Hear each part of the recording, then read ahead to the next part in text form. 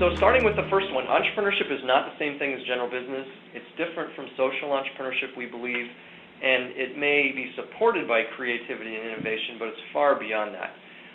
First of all, the Coleman Foundation, when we talk about entrepreneurship, we're talking about for-profit venture creation. We're talking about businesses that will contribute growth to the economy. We're talking about things that will employ individuals in an ongoing way. And therefore, entrepreneurship education needs to focus on the challenges that exist to the formation of those businesses.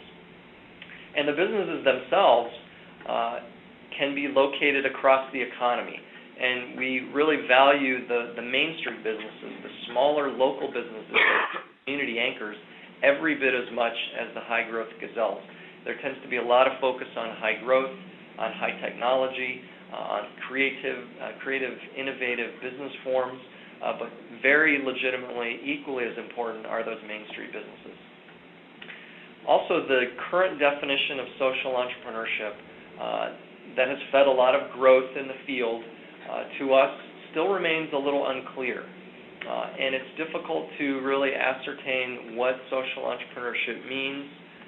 We know it means something in a lot of the vernacular very different from for-profit venture creation.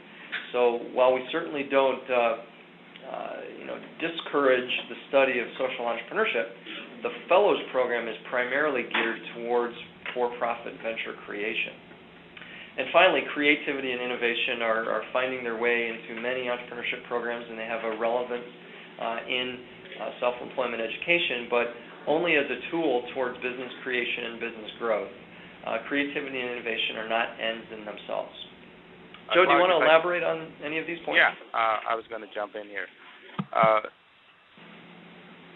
The concept is not to minimize the importance of creativity and innovation, but rather what does it lead to at the end of the day?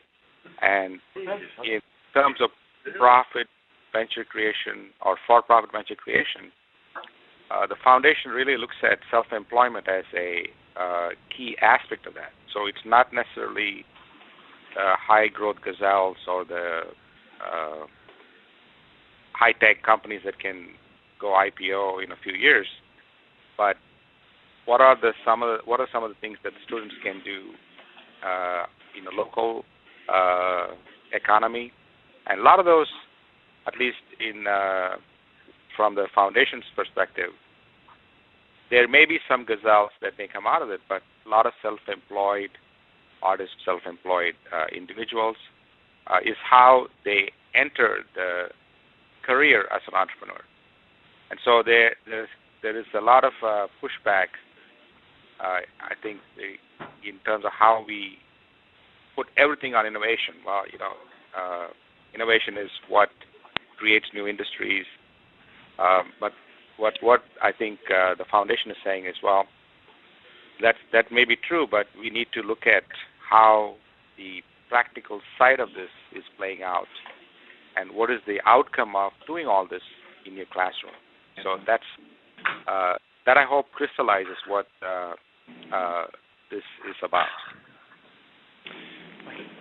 Joe, those of you who have been around for a while and been part of USASPE can remember the kind of the pushback there. We were adding the kind of the so what question to the research and some of the program activity going on there, and this really builds upon that.